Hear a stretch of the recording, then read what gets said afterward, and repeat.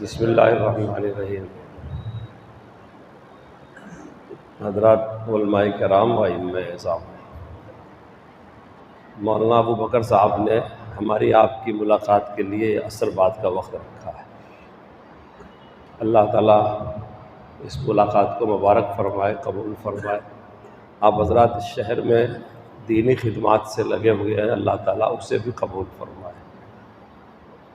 میں اپنے بارے میں کہا کرتا ہوں کہ اللہ نے جس خدمت میں لگا رکھا ہے یہ اس کا احسان ہے، چاہے دین کی چھوٹی سے چھوٹی، نسبت کے اعتبار سے اسے آپ چھوٹا کہہ سکتے ہیں، لیکن جس خدمت کی بھی توفیق مل جائے وہ بہت ہی بڑی نعمت ہے اللہ کی، خاص طور سے ایسے مقامات پر جہاں پہلے سے اکابر کا تعلق موجود ہو، کیونکہ اس سے ہم کو کام کرنے میں گنجائش ملتی ہے۔ آپ کا یہ شہر اپنی دینداری، رواداری، وضاقتہ کے اعتبار سے صرف تمل ناڈو یا جنوب نہیں بلکہ پورے ہندوستان میں پہچانا جاتا ہے۔ مفتی اعظم مفتی محمود حسن صاحب رحمۃ اللہ علیہ نے یہاں طویل قیام کیا ہے۔ قاری امیر حسن صاحب رحمۃ اللہ علیہ نے برسہ برس یہاں قیام کیا ہے۔ ابھی بھی مفتی طاہر صاحب تشریف لاتے ہیں۔ آپ حضرات میں سے بہت سارے لوگ ہیں جو اپنے اکابر سے وابستہ ہیں۔ حضرت مولانا یعقوب صاحب رحمۃ اللہ علیہ جو بالکل فنا فی اللہ تھے، وہ اسی شہر کے تھے، رشید پیٹ کے۔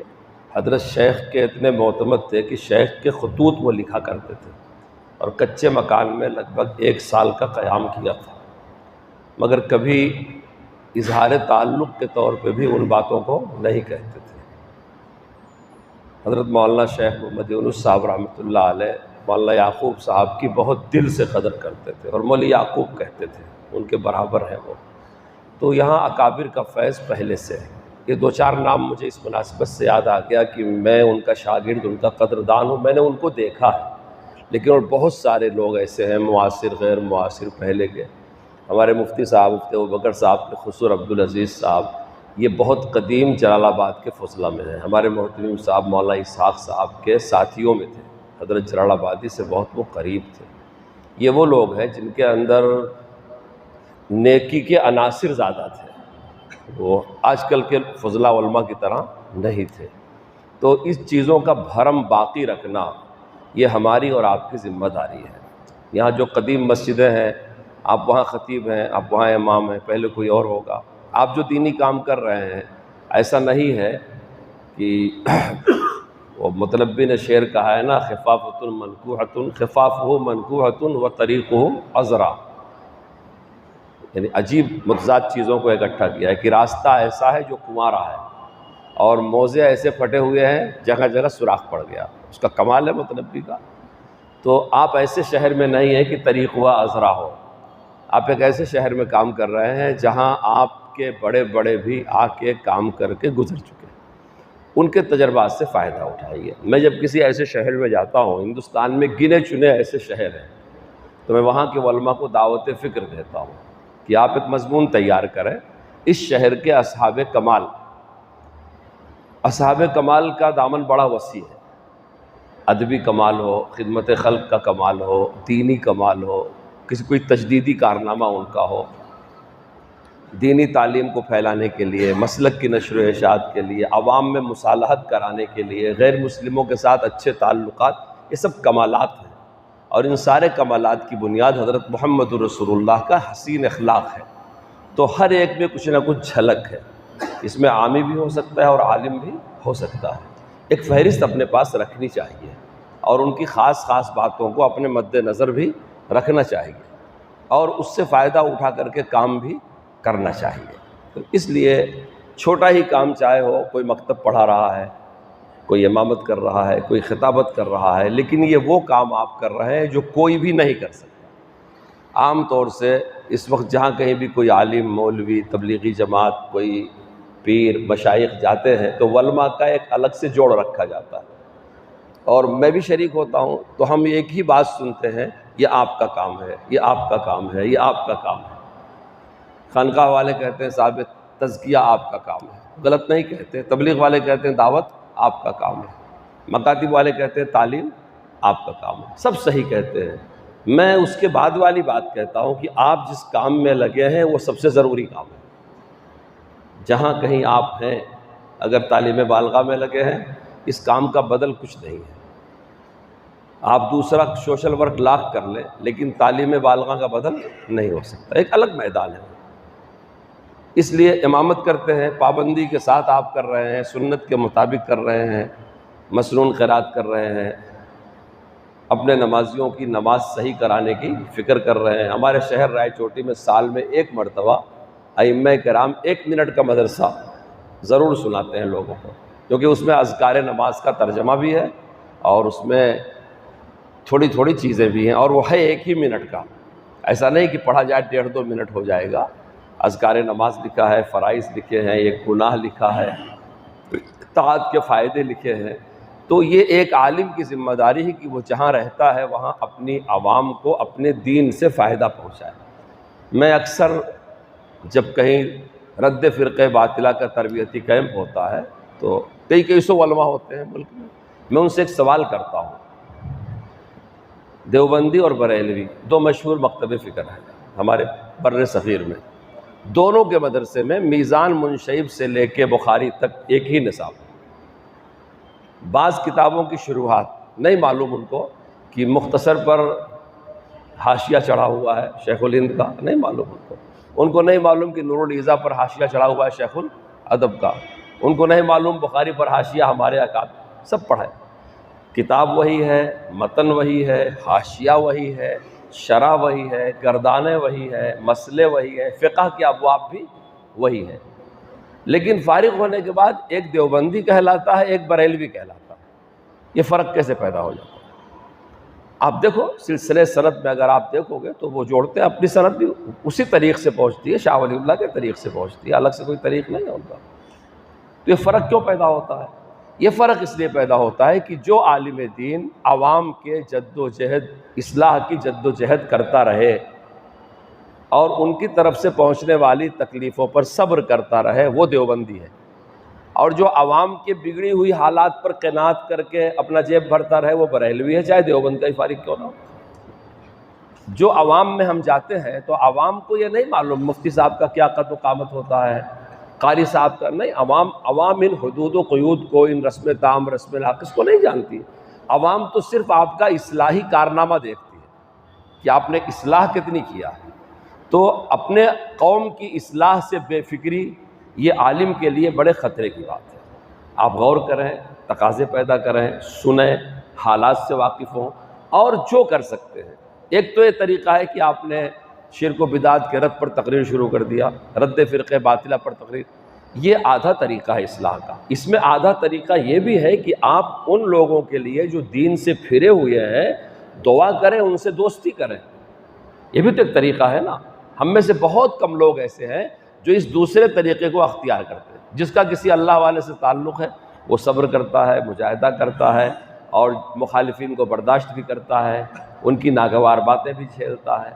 تو ہمارا جو اصل وظیفہ ہے وہ اپنی عوام کے عقائد اور اعمال کی اصلاح، اور عالم، حافظ، امام، یہ جو ہم نے ڈگریاں بنائی ہیں یہ اس دور کی ایجاد ہے، ورنہ جس کے بھی سینے میں نور نبوت ہے، علم نبوت ہے، وہ کار نبوت انجام دے گا۔ قیامت تک تو کوئی نبی آنے والا نہیں ہے، یہی لوگ جن کو یہ امانت پہنچی ہے یہی اس چیزوں کو پھیلائیں گے۔ تو ہم کہیں بھی رہیں، ہم کو ان چیزوں کا خیال کر کے اپنا کام بڑھانا چاہیے، اور خاص طور سے ایسے شہروں میں جس کی ایک روایت رہی ہو، جس میں اکابر گزرے ہوں، جہاں کام کا ایک نہج گزرا ہو، جہاں اہل علم موجود ہو، وہاں تو ان چیزوں کا اور اہتمام کرنا چاہیے۔ ایک بیماری جو اس وقت ہماری جماعت میں، ہم اہل علم میں، ہمارے علماء میں بالکل پھیلتی چلی جا رہی ہے، وہ ہے قلوب میں اتحاد نہ ہونا۔ اہل حق پہلے متحد القلوب ہوتے تھے، اب اس وقت اللہ جانے کس کی بد دعا لگی ہے، ایک مدرسے کے پڑھے ہوئے، ایک خانقاہ سے تعلق رکھنے والے، ایک استاد کے شاگرد، ایک مسلک کے ماننے والے، ایک طرح کا کام کرنے والے، ہم بھی امام، وہ بھی امام، ہم بھی خطیب، وہ بھی خطیب، لیکن اتحاد قلوب نہیں ہے۔ اب بڑا مشکل ہوتا ہے اگر 2-4 مخلصین کسی شہر میں کھڑے ہوں اور وہ کام کرنا چاہیں تو ان کے کام کرنے کی آدھی طاقت خرچہ ہوتی ہے ان منتشر المزاج لوگوں کو جوڑنے کے لیے، اور ان کی نزاکتوں کو برداشت کرنے کے لیے، ان کو ان کا مقام دینے کے لیے۔ ابھی آپ نے دیکھا ہوگا رد الحاد پر ایک بہت بڑا مکالمہ ہوا۔ میں ہیلپ ایکس مسلم کے نام سے تقریباً 2 سال سے اس کام کو کر رہا ہوں۔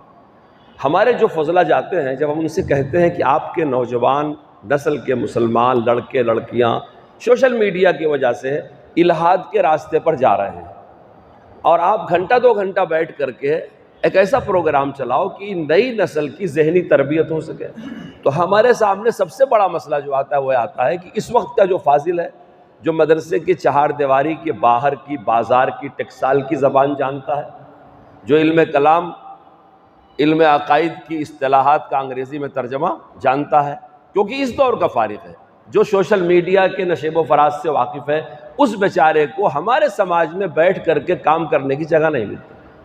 اگر کہیں ہم نے اس کو بیٹھایا بھی کہ یہ مولوی صاحب ہیں، انہوں نے کورس کر رکھا ہے، شیخ الہند اکیڈمی میں کام کر رکھا ہے، ختم نبوت میں کر رکھا ہے، آپ ان کو یہاں 1 گھنٹہ بیٹھائیے، تو ضرور ہم جیسا کوئی پرانا آدمی کہتا ہے میری سرپرستی میں بیٹھائیے۔ تو اب یہ عجیب بات ہے، جو مضمون آپ نہیں جانتے، تقسیم کار ایک بہت بڑی بات ہے، ہر آدمی ہر کام کا نہیں ہوتا، تقسیم کار کر دیا جائے۔ اور تقسیم کار کی برکت کیا ہے کہ اجر سب کو برابر ملتا ہے۔ آپ دیکھیے رسول پاک کے ساتھ حج کرنا، حجۃ الوداع، کتنا بڑا حج تھا، اس کا نام وداع رکھا گیا۔ صحابہ کو ادراک تھا اس بات کا کہ دوبارہ آپ حج نہیں کریں گے، لیکن جن کو حرم میں چھوڑ دیا گیا خانہ کعبہ میں اذان پکارنے کے لیے، نماز پڑھانے کے لیے، اسے آباد رکھنے کے لیے، انہوں نے تو رسول اللہ کے ساتھ حج نہیں کیا نا، لیکن فضیلت میں، درجے میں، صحابیت میں برابر کے شریک ہیں۔ تو یہ طمع، یہ حرص کہ ہر کام میری سرپرستی میں ہو، صاحب اصلاح معاشرہ ہم ہی 4 لوگ سرپرست، رد فرقہ باطلہ ہم ہی 4 لوگ سرپرست، فلاں کام ہم ہی نہیں، تھوڑا سا اپنے آپ کو ان چیزوں سے میں کہتا ہوں مایوس کر لینا چاہیے، اور جو کام کرنے کے لائق ہمارے سامنے نوجوان ہیں ان کو کام کرنے کے مواقع فراہم کرنا چاہیے۔ اور یاد رکھو بڑا وہی ہے جو اپنے چھوٹوں سے اختلاف نہیں کرتا، جو بڑے ہو کر کے چھوٹوں سے اختلاف کرتے ہیں ان کو شرمندہ ہونا پڑتا ہے، چھوٹوں پر نکیر کی جاتی ہے، ان کو ٹوکا جاتا ہے، ان کی اصلاح کی جاتی ہے، ان کو بتایا جاتا ہے۔ استاد شاگرد کا کیا مقابلہ ہے بتائیے، پیر مرید کا کیا مقابلہ ہے بتائیے، بڑے اور چھوٹے کا کیا مقابلہ ہے بتائیے۔ لیکن ایک ہمارا مزاج بنتا جاتا ہے کہ جس کی بات ہمارے دل کو نہیں لگی فوراً ہم کیل کانٹے لے کر کے اس کی تردید پہ کھڑے ہو جاتے ہیں۔ اس سے اہل حق کی آدھی انرجی اس وقت میں پورے ملک کی بات کہہ رہا ہوں ضائع ہو رہی ہے۔ جو کام کرنے والے ہماری صف میں کچھ علماء مخلصین ہیں اللہ والوں کی سرپرستی کی برکت سے، یا اپنی آنکھوں سے دیکھتے ہیں ارتداد کو، تکلیف کو، بیماری کو، بچوں کے نشہ کرنے کو، ان کا دل اڑتا ہے، وہ جمع کر کے سب کو بیٹھتے ہیں، 3 بیچاروں کی آدھی طاقت خرچہ ہو جاتی ہے ان کو اکٹھا کرنے، اس کے بعد جو بچی کچی رہتی ہے وہ چلتی ہے۔ یہ ان چیزوں کا ادراک کر کے، ان چیزوں کو سمجھ کر کے کا اصلاحی کام آگے بڑھانا چاہیے۔ قوم ہم سے اصلاح کی ہی توقع رکھتی، اور یاد رکھو اللہ کا دین ہمارا تمہارا کسی کا محتاج نہیں ہے، یہ اس کا احسان ہے کہ اس نے ہم کو موقع دے رکھا ہے۔ اللہ تعالیٰ محروم کر دے اس سے پناہ مانگنی چاہیے۔ حضرت حکیم صاحب فرماتے ہیں کہ اللہ سے دعا کرے اللہ جسے آپ نے توفیق دیا ویسے محروم نہ کیجیے گا۔ پرانے زمانے میں بندیل کھنڈ کا ایک بہت بڑا عالم تھا، عیسائی ہو گیا، تو شیخ نے فرمایا کہ میں نے قاری صدیق صاحب سے پوچھا کیوں ہو گیا، آپ بتائیے، انہی کا علاقہ تھا۔ تو قاری صدیق صاحب نے فرمایا کہ مولی یونس مجھے ایسا لگتا ہے کہ اسے اللہ نے دھتکار دیا۔ کیوں دھتکار دیا؟ کہا بے ادبی کی وجہ سے۔ اس نے سمجھا کہ یہ تفسیر میری محتاج ہے، یہ تقریر میری محتاج ہے، یہ مدرسہ میرا محتاج ہے، تو اللہ نے اچھا دھتکار دیا۔ ورنہ اتنا بڑا عالم دین، عبد السمیع نام تھا اس کا، اور مشہور عیسائی گزرا ہے وہ اس دور کا، اندازہ نہیں، کتاب یاد ہے، سنت۔ ابھی بھی ایک شخص ہے ایکس مسلم کی تحریک میں، سچ والا قرآن والے کے نام سے سوشل میڈیا پہ آتا ہے، ہمارے علماء اس سے بحث بھی کرتے ہیں، پتہ چلتا ہے عالم ہے، وہ معمر ہے، 66 سال عمر ہے، لیکن دھتکار دیا اللہ نے۔ ارتداد کی ایک بہت بڑی وجہ یہ ہے، قرآن کی اسی آیت میں ہے وَمَن يَرْتَدْ مِنْكُمْ يَأْتِ اللَّهُ بِقَوْمٍ يُحِبُّهُمْ وَيُحِبُّونَهُ، یعنی مرتد ہونے کی وجہ ہے تعلق مع اللہ کی کمی۔ اگر آدمی کو اللہ سے محبت ہے تو ارتداد نہیں ہو سکتا۔ تو اس لیے ہم جو دینی خدمات میں لگے، ہم کو ڈرنا چاہیے کہ یہ خدمتیں ہماری محتاج نہیں ہیں، ہم ان خدمتوں سے لگے ہوئے دنیا آخرت اللہ اچھی بنائے۔ یہ ملاقات کی مناسبت سے چند باتیں جو میں نے اپنے لیے بھی کہی ہیں، آپ میرے دوست احباب ہیں، شلاشہ آپ کے لیے بھی کہی ہیں۔ اللہ تعالیٰ آپ کی خدمات کو قبول فرمائے، برکت عطا فرمائے، ہم سب کو قدردانی کی توفیق عطا فرمائے، آمین۔ وآخر دعوانا الحمدللہ رب العالمین۔